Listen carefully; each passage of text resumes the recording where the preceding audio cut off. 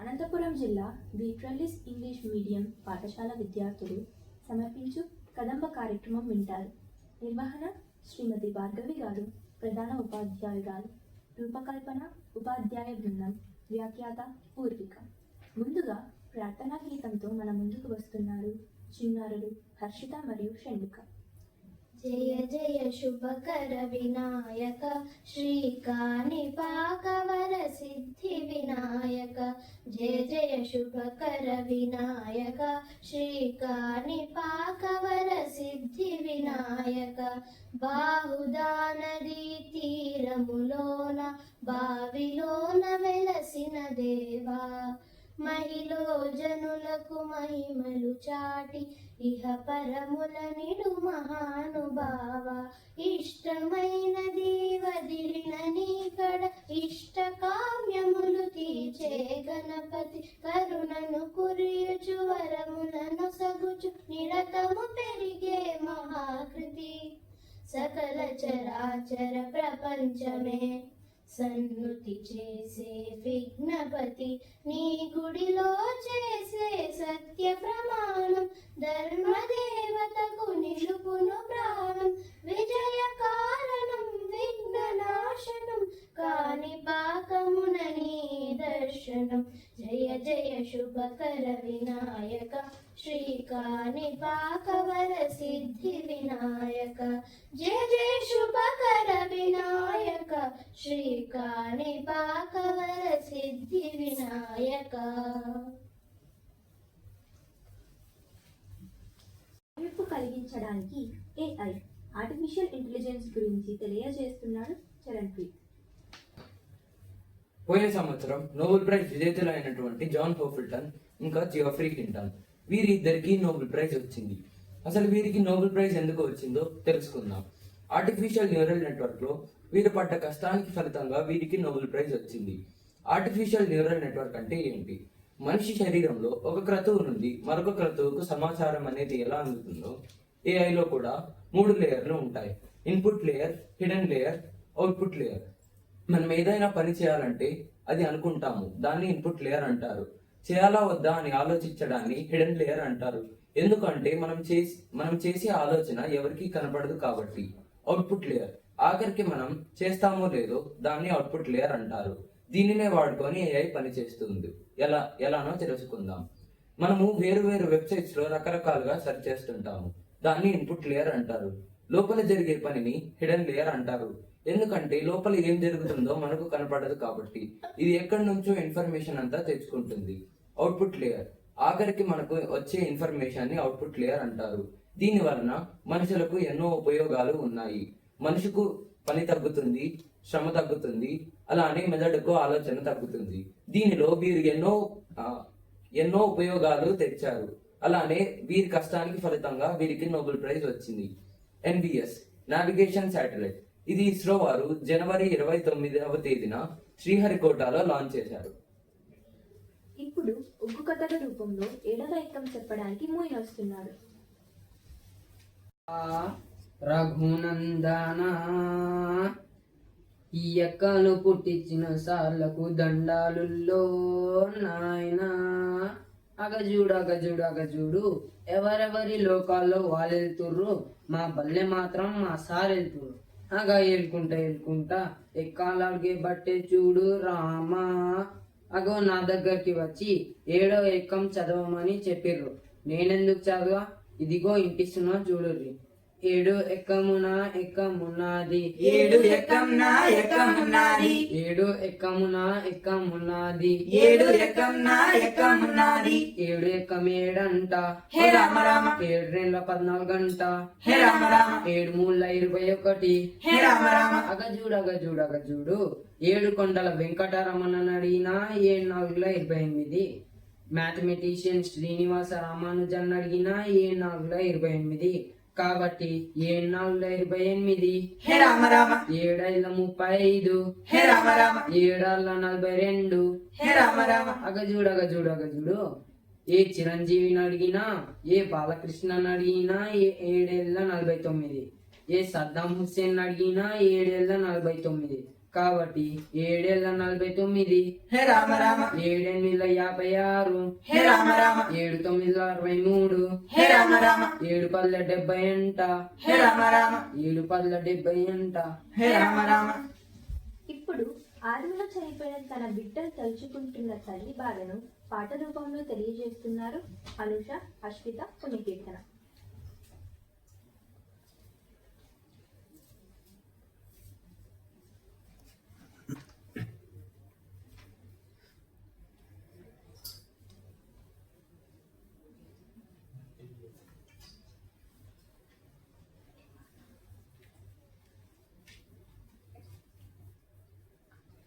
చందమామరావే జాబిలమ్మరావే కన్నబిడ్డ రూపు కనుల నింపిపోవే.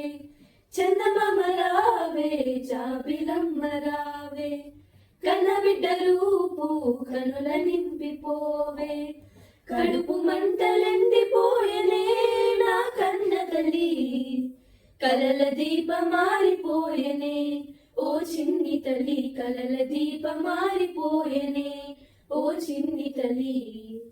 తల్లి ఓ నా తల్లి, అడవి తల్లి శరణం, బిడ్డని నా బిడ్డ కన్నా బిడ్డ పదిలం. తల్లి ఓ నా తల్లి, అడవి తల్లి శరణం, బిడ్డని నా బిడ్డ కన్నా బిడ్డ పదిలం.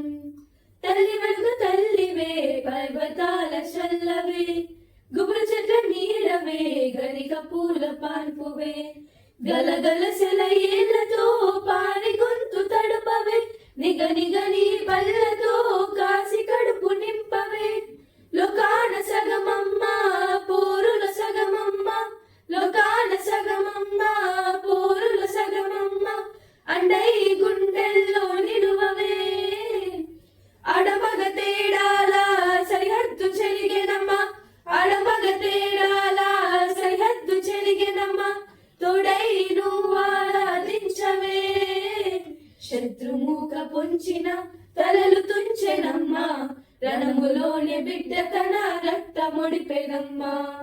కడుపు మంటలెండిపోయనే నా కన్న తల్లి, కలల దీపమారిపోయనే ఓ చిన్ని తల్లి, కలల దీపమారిపోయనే ఓ చిన్ని తల్లి.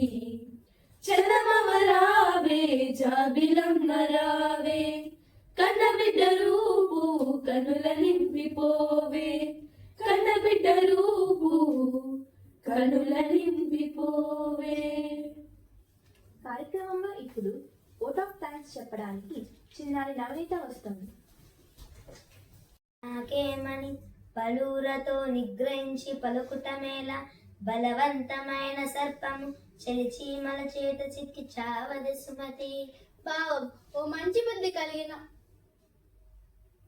నేను బలవంతుడని గర్వంగా ప్రవర్తించకూడదు.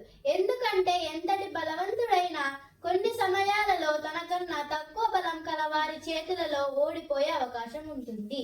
చీమల కంటే పాము బలవంతమైనది కదా, అయినా చీమల గుంపు పాముని కుట్టి చంపేయగలదు. అప్పిచ్చువాడు వైద్యుడు ఎప్పుడు నెడతెగక పారు, నేరును ద్విజుడు చెప్పడిన యోరు నుండుము, చెప్పడి కొన్నట్టి యోరు చొరకు ముసుమతి. భావం ఓ మంచి బుద్ధి కలిగిన వాడా, అవసరానికి అప్పిచ్చేవాడు వైద్యుడు, ఎప్పుడూ ప్రవహించే నది మరియు మంచి చెడులు చెప్పే పండితులు ఉన్న ఊరిలో ఉండు, అవి లేని ఊరిలో నువ్వు నివసించవద్దు. ఇప్పుడు బాల కార్మికుల బాధల గురించి పాట ద్వారా తెలియజేస్తున్నాడు రోహిత్. చెప్పడానికి చిన్నారి శర్వాణి వస్తోంది. వడను తినే వడ ఏమిటి? దవడ. జనాలు తినే జనం ఏమిటి? భోజనం. కారం కాని కారం ఏమిటి? మమకారం. కోడి కాని కోడి ఏమిటి? పకోడి. హారం కాని హారం ఏమిటి? ఆహారం. కర్ర కాని కర్ర ఏమిటి? జీలకర్ర. సతి కాని సతి ఏమిటి? వసతి. కాయ కాని కాయ ఏమిటి? లెంపకాయ. కారు కాని కారు ఏమిటి? షికారు. కార్యక్రమంలో ఇప్పుడు చక్కని జానపద గేయాన్ని పాడడానికి బిందుశ్రీ ప్రయుక్త జనమేజయ వస్తున్నారు. తల్లి సుక్కల్లో జాబిల్లి నవ్వుల్లో నాగా మల్లి నా పల్లె పాల వెళ్ళి మళ్ళీ జన్మంటూ ఉంటే సూరమ్మో ఓ తల్లిని కడుపున పుడతా మాయమ్మ తల్లిని కడుపున పుడతా మాయమ్మ చూడా సక్కాని తల్లి సుక్కల్లో జాబిల్లి నవ్వుల్లో నాగా మల్లి నా పల్లె పాల వెళ్ళి తొలిగోడి కూయంగా తెల్ల వారంగా పాలు కడవల్లా నిండా పల్లె బంగారు కొండ పారుతున్న ఏరు పచ్చ పచ్చని పైరు ముత్యాల ముగ్గుల్లో సిగ్గులకే పల్లె సంక్రాంతి సంబరాలు సూరమ్మో ఓ అంబరాన్ని తాకే చూడమ్మో అంబరాన్ని తాకే చూడమ్మో చూడా సక్కాని తల్లి సుక్కల్లో జాబిల్లి నవ్వుల్లో నాగా మల్లి నా పల్లె పాల వెళ్ళి పుండ్లున్నా సుండ్లున్నా చీదారించకుండా ఊడిగా మెంతో చేసే మాయన్న మంగళన్న పల్లెంతా మైలా తీసి మల్లె పువ్వుగా చేసి ఓహో ఓహో అంటూ పల్లాకి మొదలైనావు మాడేలును మదిలో తెలిసి ఎవరన్నో ఓ ఊరికి దివిటైనావా మాయన్న ఊరికి దివిటైనావా మాయన్న చూడా సక్కాని తల్లి సుక్కల్లో జాబిల్లి నవ్వుల్లో నాగా మల్లి నా పల్లె పాల వెళ్ళి మట్టిని ముద్దా చేసి మా కూటికి కుండైనావా గౌడన్న తాళ్ళు గీసి పల్లెంతా కళ్ళు పోసి పొద్దంతా బట్టానేయ గుండె దారాపు కండే 6 గజాల చీర అగ్గి పెట్టెల్లో పెట్టే చేతి కులవృత్తులకు ఓరన్నో ఓ చెయ్యెత్తి దండం పెడతా సాలన్నా చెయ్యెత్తి దండం పెడతా సాలన్నా చూడా సక్కాని తల్లి సుక్కల్లో జాబిల్లి నవ్వుల్లో నాగా మల్లి నా పల్లె పాల వెళ్ళి. ఇప్పుడు ప్రముఖ పారిశ్రామికవేత్త రతన్ టాటా గురించి చెప్పడానికి కళ్యాణ్ వస్తున్నారు. ఉప్పు నుండి ఉక్కు వరకు, టీ నుండి ట్రక్కుల వరకు, ఇలా ప్రతి చోట ఈ టాటా అనే పేరు వినబడుతూనే ఉంటుంది. ఈ టాటా అనేది ఒక గొప్ప సంస్థ. ఈ సంస్థను ఇంత ఉన్నత స్థాయికి చేర్చిన ఆ గొప్ప వ్యక్తి పేరు రతన్ టాటా. అవును, ఈరోజు మనం రతన్ టాటా గారి జీవిత కథ గురించి తెలుసుకోబోతున్నాం. ముందుగా రతన్ టాటా గారు 1937 డిసెంబర్ 28న భారతదేశంలోనే ఒక ధనిక కుటుంబంలో జన్మించారు. ఆయన జన్మించింది ఒక ధనిక కుటుంబంలోనే అయినా ఆయన బాల్యం చాలా కఠినంగా ఉండేది. ఎందుకంటే ఆయనకి కేవలం 10 ఏళ్ల వయసు ఉన్నప్పుడే ఆయన అమ్మా నాన్న కొన్ని విభేదాల వల్ల విడిపోయారు. అందుకే ఆయన నానమ్మ దగ్గర పెరగాల్సి వచ్చింది. ఇలా పెరుగుతూ ఒక వయసు వచ్చాక ఆయన అమెరికాకు వెళ్ళాడు. అమెరికాకు వెళ్ళి అమెరికాలో ఉన్న కార్నెల్ యూనివర్సిటీలో ఆయన ఇంజనీరింగ్ ను పూర్తి చేశాడు. ఇలా ఇంజనీరింగ్ పూర్తవగానే వెంటనే భారత్కు తిరిగి వచ్చేశాడు. ఇలా భారత్కు తిరిగి రాగానే అప్పటి టాటా సంస్థ చైర్మన్ అయిన జేఆర్డి టాటా గారు మన రతన్ టాటా గారిని పిలిచి టాటా సంస్థలో ఒక మంచి ఉద్యోగం ఇచ్చాడు. అలా ఆ ఉద్యోగం కొన్ని ఏళ్లు చేయగా 1991 వచ్చింది. ఆ సంవత్సరం రతన్ టాటా గారికి చాలా ప్రత్యేకమైంది. ఎందుకంటే జేఆర్డి టాటా గారు రతన్ టాటా గారిని ఆ సంవత్సరంలోనే చైర్మన్ గా మార్చారు. అవును, చైర్మన్ గా చేశారు. దీనిని చాలా మంది విమర్శించారు. ఎందుకంటే రతన్ టాటా గారికి ఎటువంటి వ్యాపార అనుభవము లేదు. అందుకే దీన్ని చాలా మంది విమర్శించిన రతన్ టాటా గారు వీరందరూ తప్పని నిరూపిస్తూ కేవలం కొన్నేళ్లలోనే 10,000 కోట్లుగా ఉండాల్సిన టాటా సంస్థ ఆస్తిని అక్షరాల 6 లక్షల కోట్లుగా మార్చి చూపించారు. కానీ కేవలం డబ్బు సంపాదించడం వల్లనే మన రతన్ టాటా గారు ఈ గొప్ప వ్యక్తుల జాబితాలోకి చేరిపోలేదు. ఆయనకి చాలా మంచి దానగుణం ఉంది. దీనికి ఒక ఉదాహరణ ఏమిటంటే ఆయనకి ప్రతిసారి వచ్చే 100% లాభంలో 66% టాటా ట్రస్ట్ అంటూ పేద ప్రజలకు సహాయం చేస్తున్నాడు. మామూలుగా మనతో ఒక 100 రూపాయలు ఉంటే పక్కన వారికి 60 రూపాయలు ఇవ్వడానికి 100 సార్లు ఆలోచిస్తాం. కానీ ఇక్కడ రతన్ టాటా గారికి వచ్చే ఆ 100% ఆదాయంలో ఎన్ని కోట్లు ఉంటాయో తెలియదు. దాంట్లో ఆయన సగానికంటే ఎక్కువ 66% ఎవరికో ఇచ్చేస్తున్నాడు. అంటే ఆయన ఎంత గొప్ప వ్యక్తో మనం అర్థం చేసుకోవాలి. ఆయన దానగుణం గురించి ఇంకొక విషయం ఏమిటంటే కారు తోలాలి అన్న మధ్యతరగతి కుటుంబాల కోరికను తీర్చాలనుకున్నాడు. అందుకే కేవలం ₹1,00,000కి టాటా నానో అనే కారుని ఉత్పత్తి చేయడం మొదలుపెట్టాడు.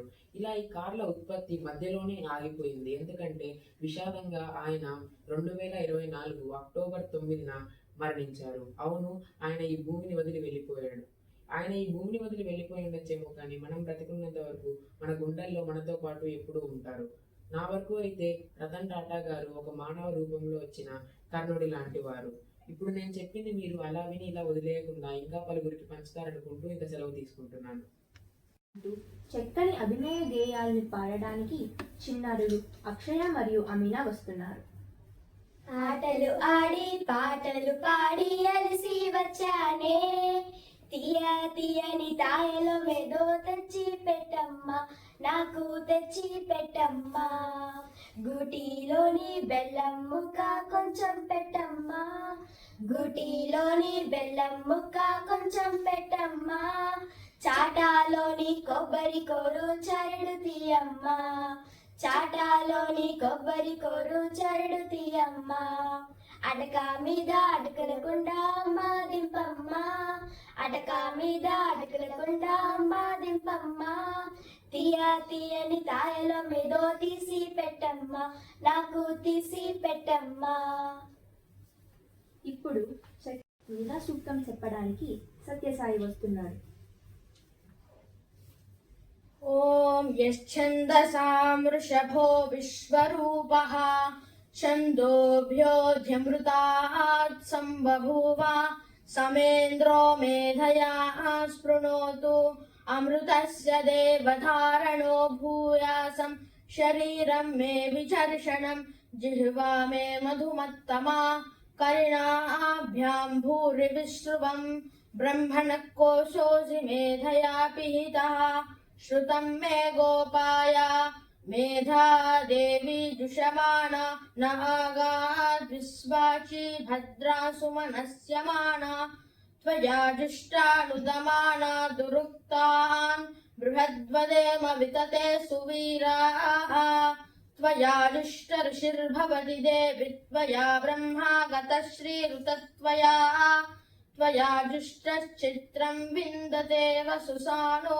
जुषस्वद्रविणो न मेधे मेधां म इन्द्रो दधातु मेधां देवी सरस्वती मेधां मे अश्विनौ भावा धत्तां पुष्करस्रजा अप्सरासु चया मेधा गन्धर्वेषु च जन्मनः दैवी मेधा सरस्वती सामा मेधा सुरभिर्जुषतागु स्वाहा आमा मेधा सुरभिर्विश्वरूपा हिरण्यवर्णा जगती जगम्या ऊर्जस्वती पयसा पिन्वमाना सामा मेधा सुप्रतीका दुषन्तां मयि मेधां मयि प्रजां मयि अग्निस्तेजो ददातु मयि मेधां मयि प्रजां मयीन्द्र इन्द्रियं ददातु मयि मेधां मयि प्रजां मयि सूर्यो भ्राजो दधातु ओम हंस हंसाय विद्महे परमहंसाय धीमहि तन्नो हंस प्रचोदयात् ओम शांति शांति शांति. బ్రిజేశ్వర్ మోక్షిత్ వస్తున్నారు.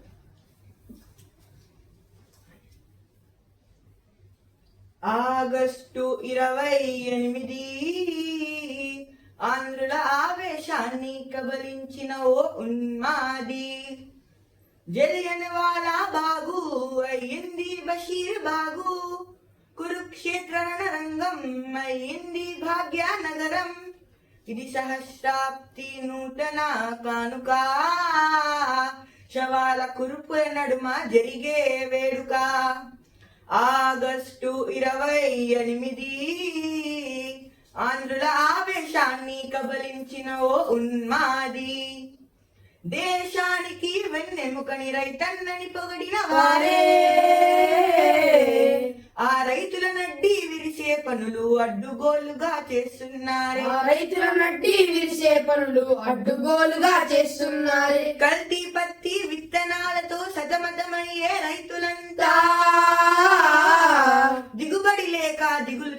ఇక ఆత్మహత్యలే చేసుకున్నరే. దిగుబడి లేక దిగులు చెంది ఇక ఆత్మహత్యలే చేసుకున్నరే. అన్నదాత రైతన్నా నీ కప్పులు మిగిలేనన్నా. అన్నదాత రైతన్నా నీ కప్పులు మిగిలేనన్నా. ఈ సహస్రాబ్ది నూతన కానుక శవాల కురుపుల నడుమ జరిగే వేడుక. గాలి నీరు ఆహారం అవి మనిషి మనుగడకు సాకారం. ప్రకృతి ఇచ్చే వరాలతో ఇక మనిషి బ్రతుకుట బహుభారం. ప్రకృతి ఇచ్చే వరాలతో ఇక మనిషి బ్రతుకుట బహుభారం. పారలు కట్టే రైతులకైనా బాణలు కట్టే కార్మికుడైనా కలియుగమంతా నడవడానికి కరెంటు ఒకటే ఆధారం. కలియుగమంతా నడవడానికి కరెంటు ఒకటే ఆధారం. విద్యుత్ కోతతో రాష్ట్రం అయింది రావణ కాష్టం. విద్యుత్ కోతతో రాష్ట్రం అయ్యింది రావణ కష్టం. ఇది సహస్రాబ్ది నూతన కానుక శవాల కురుపుల నడుమ జరిగే వేడుక.